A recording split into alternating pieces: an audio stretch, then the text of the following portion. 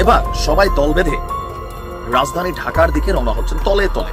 সাবেক প্রধানমন্ত্রী শেখ হাসিনাকে ফেরাতে আন্দোলনের একটা প্রস্তুতি নিচ্ছেন। অজিত দোভাল প্রধানমন্ত্রী শেখ হাসিনার সঙ্গে দেখা করেছিলেন। অজিত দোভাল বলেন যে আমাদের সামনে এখন একটাই রাস্তা খোলা আছে, সেটা হচ্ছে আপনার দেশের উপরে আক্রমণ করা। খুব শীঘ্রই বাংলাদেশের সমস্যা মিটে যাবে, ইউনূস চাক অবস্থা খুব খারাপ হবে।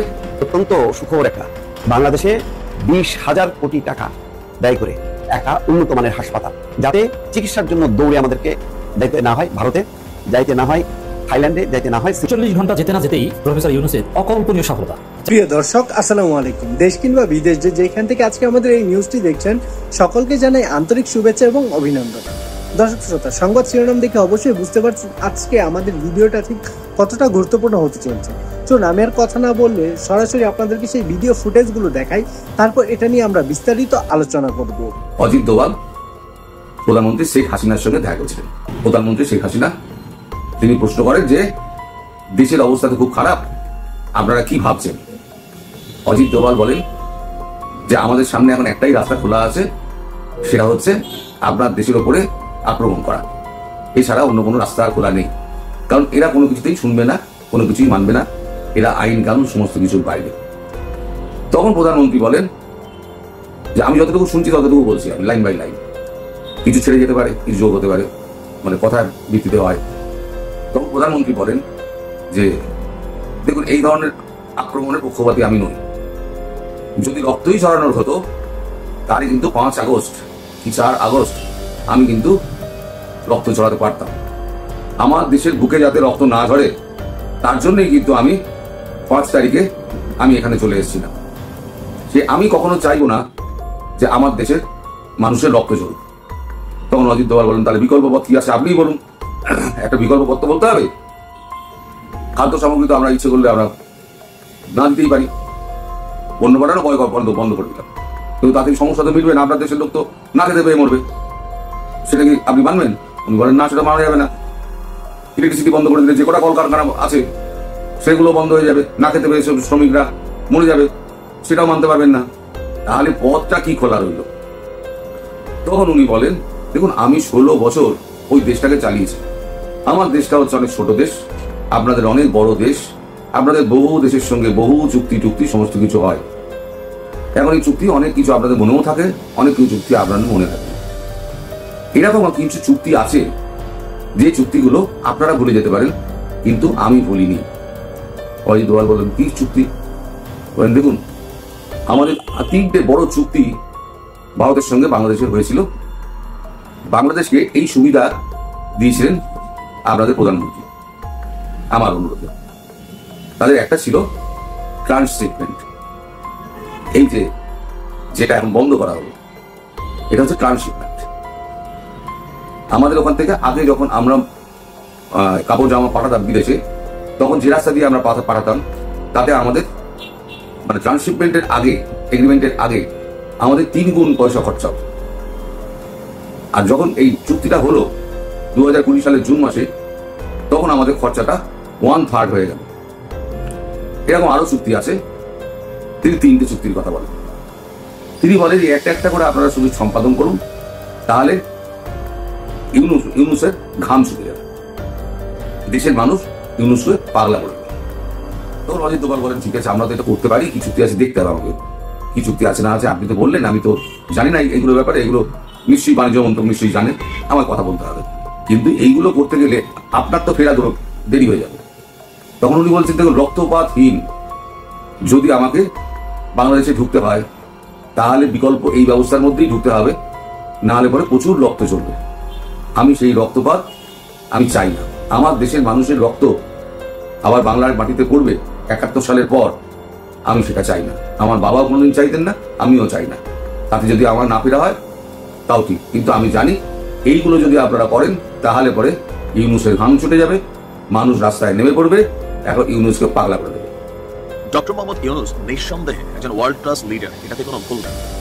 আর গতকালকের যে বিজনেস সামিট ছিল, সেখানে আশিক চৌধুরীর যে প্রেজেন্টেশন ছিল, বাংলাদেশের ইতিহাসে বিদেশি বিনিয়োগকারীদের আকৃষ্ট করার জন্য বা বাংলাদেশকে রিপ্রেজেন্ট করার জন্য আগামী 2035-এ কেমন বাংলাদেশ হবে, এই ভিডিও দেখার পরে জনমনে একটা পজিটিভ ইফোর্ট বা পজিটিভ ইফেক্ট কিন্তু পড়েছে। আজকে আমাদের স্বরাষ্ট্র উপদেষ্টা যিনি আছেন তিনি বলছিলেন যে রাস্তায় মানুষ বলতেছে এই সরকার আরো 5 বছর থাকুক। ডক্টর মোহাম্মদ ইউনূসকে আগামী 5 বছর ক্ষমতায় রাখার জন্য সার্জিসের পোস্টের পর বা এর আগে পিনাকিদার যে বক্তব্য ছিল, একটা সিস্টেম এখানে ইমপ্লিমেন্ট করা, এরপর ফেসবুকে বেশ কিছু গ্রুপে বেশ কিছু আইডি থেকে একটা জনমত তৈরি করা হয়েছে। ইভেন আমার পরিচিত অনেকেই তারা আমি দেখেছি এটার মধ্যে তারা নিজেদের অবস্থান পরিষ্কার করেছে যে তারাও চায় ডক্টর মোহাম্মদ ইউনূসকে 5 বছর ক্ষমতায় দেখতে। ডক্টর মোহাম্মদ ইউনূস তিনি আলাদা, তিনি একাই একটা প্ল্যাটফর্ম, তিনি একাই একটা ক্যারেক্টার, একাই একটা ব্যক্তিত্ব, যেটার উপর ডিপেন্ড করে অনেক কিছু এই মুহূর্তে বাংলাদেশে চলছে। আমিও বিশ্বাস করি ডক্টর মোহাম্মদ ইউনূস যদি রাষ্ট্র ক্ষমতায় একটা লম্বা সময় থাকেন তাহলে বাংলাদেশ পরিবর্তন হবে। রাজনৈতিক সরকার কর্তৃক হয়তো এত সহজে পরিবর্তন হবে না, কেননা আমরা যারা আছি রাজনৈতিক দলের কর্মীরা আমরা মোটামুটি ঠিক করে নিয়েছি যে আওয়ামী লীগ যাওয়ার পরে সিএনজি স্ট্যান্ডার্ড যেটা আছে এটা কে দখল নিব, আওয়ামী লীগ এই জায়গাতে রাস্তায় চাঁদা তুলতো এটা আমরা কারা নিব, বালুমহল কে ভাগাভাগি নিব, জলমহল কে ভাগাভাগি নিব, পাসপোর্ট অফিসের ধান্দাটা কার দখলে যাবে, বাজারের ইজারা কোন গুরু খাবো, আমাদের চিন্তা এতটুকুই। আর ডক্টর মোহাম্মদ ইউনূস চিন্তা করেন ওয়ার্ল্ড ক্লাস 2035-এ বাংলাদেশকে কেমন দেখাবে, এখানের জীবনমান কেমন হবে, 2035 সালে বাংলাদেশ কোথায় যাওয়ার চিন্তা করবে, পাওয়ার প্ল্যান নিয়ে চিন্তা করবে, মহাকাশ নিয়ে গবেষণা করবে। কিন্তু একটা রাজনৈতিক সরকারের মাধ্যমে এই জিনিসটা আসলেই কিন্তু কষ্টকর। আমরা যে দলই করি না কেন, একজন ব্যক্তিত্ব হিসাবে, একজন ক্যারেক্টার হিসাবে, ওয়ার্ল্ড ক্লাস ভিশনারি ব্যক্তিত্ব হিসাবে আপনি দেখেন উনি যে জায়গায় বিলংস করেন বাংলাদেশের ইতিহাসে কেউ ওই জায়গা থেকে কখনো যাইতে পারে কিনা সন্দেহ আছে, এ পর্যন্ত যায় নাই। সেই জায়গা থেকে তেনার হিসাবটা আলাদা। ভাই অত্যন্ত সুখবর একটা, বাংলাদেশে 20,000 কোটি টাকা ব্যয় করে একটা উন্নত মানের হাসপাতাল, যে হাসপাতালকে বামরুনঘাট বা মাউন্ট এলিজাবেথ হাসপাতালের সাথে তুলনা হতে পারে তেমন একটা হাসপাতাল বানানো হচ্ছে। কেন?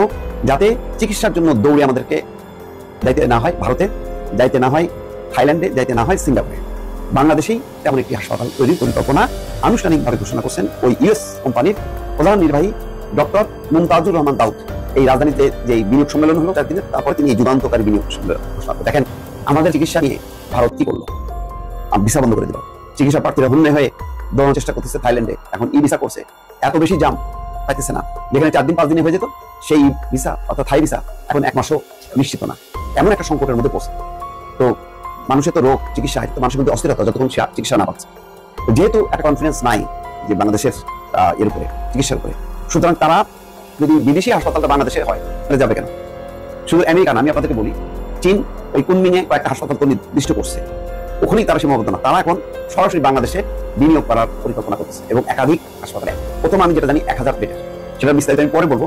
মানে এই আমেরিকার হাসপাতাল, চীনের হাসপাতাল যদি বাংলাদেশে তৈরি হয়, বাংলাদেশে যে বিশাল যে স্বাস্থ্য খাতের যেই চাহিদাটা আছে 30 লাখ প্রতি বছর যায় ভারতে, তাদের আর দায়িত্ব হবে। উল্টো আমি বলবো যে ওই ভারতীয় রোগীরা বাংলাদেশে আসবে চিকিৎসা। আমার অনুরোধ থাকবে ভারত যে আচরণটা করতেছে বাংলাদেশের জন্য, সেই আচরণটা ভারতীয় রোগীদের সঙ্গে না করে। এটা হলো মানবতা, যে মানবিক আচরণটা ভারত আমাদের সাথে করছে না এখন, আমরা যেন সেটা করি, করে ওদেরকে যাতে লজ্জা দিতে পারি। যাই হোক, সেটা পরের কথা। মুমতাজুর রহমান দাউদ ওই আমেরিকান হাসপাতালের উদ্যোক্তা বলছেন এর ফলে ভারতের চিকিৎসার জন্য দেওয়ার হার অনেকাংশে কমে আসবে, বাড়বে রিজার্ভ। আগামী 2026 সালের মধ্যে আন্তর্জাতিক মানের এই হাসপাতালের নির্মাণ কাজ শেষ করার পরিকল্পনা আছে। চীন যদি ধরে, চীনের কাজ তো বোঝেন, 6 মাস থেকে 1 বছর বেশি লাগবে না, এত দ্রুত করতে পারে। অসাধারণ তাদের টেকনোলজি এবং তাদের মানে দ্রুত সময়ের মধ্যে নির্মাণ কাজ শেষ করার দক্ষতা, এটা বিশ্বজুড়ে সবাই জানে। বিভিন্ন করোনার সময় বিশাল বিশাল তারা হাসপাতাল করেছে রাতারাতি। তো এর পাশাপাশি ওই আমেরিকান উদ্যোক্তা যে মুমতাজুর রহমান তিনি বলছেন যে এখানে নার্সিং বিশ্ববিদ্যালয় করা হবে। উদ্দেশ্য হলো এখানে প্রশিক্ষিত নার্স 5000 প্রশিক্ষিত নার্স রপ্তানি করার অর্থাৎ বিদেশে পাঠানোর পরিকল্পনা আছে। খেয়াল করেন, প্রশিক্ষিত নার্স মধ্যপ্রাচ্য জুড়ে, যুক্তরাজ্য জুড়ে, যুক্তরাষ্ট্র জুড়ে, গোটা ইউরোপ জুড়ে যে পরিমাণ চাহিদা, তাদেরকে যদি প্রাথমিকভাবে ইংরেজি এবং তারপর যদি আরবি ভাষাটা শেখা দেওয়া যায়, মাশাআল্লাহ। এখন তো আমাদের সর্বশেষ 3 বিলিয়ন আসলো, আমি বিশ্বাস করি এইটা 10 বিলিয়ন মার্কিন ডলার আশা কোনো ব্যাপারই না। এখন সবগুলো নির্ভর করবে ধারাবাহিকতা যদি চলে, এবং আমার মনে হয় ধারাবাহিকতা থাকবে। ইউনূস সরকারের সঙ্গে জামাত বা বিএনপি কোনো নেই, যারাই আসুক রাজনৈতিক সরকার, তারা বর্তমান যে বিনিয়োগ পরিকল্পনা যে মানুষগুলো যেগুলি করছে তাদেরকে তো রাখবেই, বাকি কাজটাও কিন্তু ধারাবাহিকভাবে আগাবে। ফলে হতাশার কোনো কিছু নাই, এখন ধৈর্য ধরে কিছু সময় পার করা, ইনশাল্লাহ বাংলাদেশের খোল নলচে পাল্টে যাবে। বাংলাদেশের ইতিহাসে যা কখনো কেউ কোনোদিন স্বাধীন বাংলাদেশে দেখে নাই, যেরকম কোনো কার্যক্রম বাংলাদেশের স্বাধীনতার পর এখন পর্যন্ত অনুষ্ঠিত হয়নি, সেরকম একটি ঐতিহাসিক প্রোগ্রাম অনুষ্ঠিত হতে যাচ্ছে 12 তারিখে ঢাকা শহরে। আমি কেন বলছি স্বাধীনতার 53 বছরে এরকম সর্বদলীয় একটি সুন্দরতম প্রোগ্রাম বাংলাদেশে আমি কারো মুখ থেকে হতে শুনিনি, দেখিনি, এবং বাংলাদেশের জনগণও দেখিনি। আপনারা জানেন আমরা সকল বিশ্বের নির্যাতিত মানুষের পক্ষে, সে যে দল, যে মত, যে আদর্শের, যে ধর্মের হোক না কেন, সকল নির্যাতিত নিপীড়িত মানুষের পক্ষে বিশ্বের সকল মুসলমান। কিন্তু আজকে মুসলমানরা বিভিন্ন জায়গায় নিগৃহীত। বিশেষ করে এই মুহূর্তে আমরা সারা পৃথিবীর মানুষ স্তব্ধ হয়ে যাচ্ছি যখন দেখছি একজন শিশু তার দেহকে আকাশে উঠতে হচ্ছে। মানবতা তখন আসলে কোনো জায়গায় বিন্দুমাত্র আছে বলে আর মনে হয় না। আজকের বাংলাদেশের আলেম ওলামারা ঐক্যবদ্ধ হয়েছে এমন একটি ইস্যুতে, সারা বাংলাদেশের সকল ঘরানার আলেমরা ঢাকা শহরে উপস্থিত হচ্ছে যেটা আসলেই আপনাকে আনন্দিত করবে, অনুপ্রাণিত করবে। এবং আমরা যে চাইলে অনেক কিছু পারি, বিশেষ বিশেষ সময়ে বিশেষ বিশেষ প্রয়োজনে দেশের সাথে আমরা যে সবকিছুই করতে পারি, তার প্রমাণ হবে এই 12 তারিখে ইনশাআল্লাহ। আপনারা জানেন আমাদের সম্পাদক মজলুম সাংবাদিক জনাব ডক্টর মাহমুদুর রহমান স্যার এবং আসুন্নাহ ফাউন্ডেশনের সম্মানিত যিনি চেয়ারম্যানের দায়িত্ব পালন করছেন একজন মানবদরদী নেতা শায়েখ আহমদুল্লাহ সাহেবের সরাসরি নির্দেশনায়, তত্ত্বাবধানে, পরিচালনায় এবং তাদের আন্তরিকতার কারণেই তারা নীরবে নিবৃত্তি থেকে বাংলাদেশের সকল ঘরানার আলেমদেরকে একটি ওপেন স্পেস তৈরি করে, প্ল্যাটফর্ম তৈরি করে দিয়ে তারা সেখানে তাদেরকে ঐক্যবদ্ধ করার একটি প্রচেষ্টা অব্যাহত রেখেছেন। এবং 12 তারিখে যেটা শাহবাগ থেকে হওয়ার কথা ছিল, আপনার মানিক মিয়া অ্যাভিনিউ পর্যন্ত, কিন্তু সেটাকে বাংলাদেশের বর্তমান পরিস্থিতি বিবেচনা করে সকলের সেই প্রোগ্রামটা অভিমুখ হবে আমাদের সোহরাওয়ার্দী উদ্যান। এই সোহরাওয়ার্দী উদ্যানে আমরা এই জন্যই করছি, বর্তমানে এই সরকার, আমাদের সরকার, এই সরকার জুলাই বিপ্লবের পরবর্তী একটি সরকার। এই সরকারের সকল ভালো দিক আমাদের সহযোগিতা করা উচিত বলে মনে করি। বাংলাদেশে যেহেতু এখন বিজনেস সামিট চলছে, এই মুহূর্তে ইন্টারন্যাশনাল প্রায় 550 জন নাগরিক এই দেশে অবস্থান করছে এবং 50টি রাষ্ট্রের অধিক মেহমান এখানে উপস্থিত হয়েছে। আমরা সকলে সেই দিক বিবেচনা করে সরকারকে সহযোগিতার উদ্দেশ্যেই স্বেচ্ছায় স্বপ্রণোদিত হয়ে আমরা শাহবাগের পরিবর্তে এটাকে সোহরাওয়ার্দী উদ্যান অভিমুখে আমাদের এই যাত্রা, পদযাত্রা, আমাদের এই সমাবেশ অনুষ্ঠিত হবে ইনশাআল্লাহ। দল মত নির্বিশেষে সকল ঘরানার সকল আলেম, সকল সামাজিক ব্যক্তিত্ব, অনলাইন অ্যাক্টিভিস্ট, বিভিন্নভাবে যারা সোশ্যাল মিডিয়া ব্যক্তিত্ব, বিভিন্ন ধরনের সেলিব্রিটি যারা রয়েছেন, শিক্ষক, সুদী, ছাত্র, পীর, মাশায়েখ, ইসলামপন্থী রাজনৈতিক দল, স্বাভাবিক রাজনৈতিক দল, বাংলাদেশের সকল রাজনৈতিক দলের নেতারা এবং সকল ঘরানার আলেমরা, সকল ঘরানার পীর সাহেবরা এখানে উপস্থিত থাকার জন্য সম্মতি জ্ঞাপন করেছেন। আমি ব্যক্তিগতভাবে তাদেরকে ধন্যবাদ জানাই। ঢাকা শহর কেমন হবে, কিরকম ঢাকা শহরের চিত্রটা হবে আপনারা নিশ্চয়ই অনুধাবন করতে পারছেন।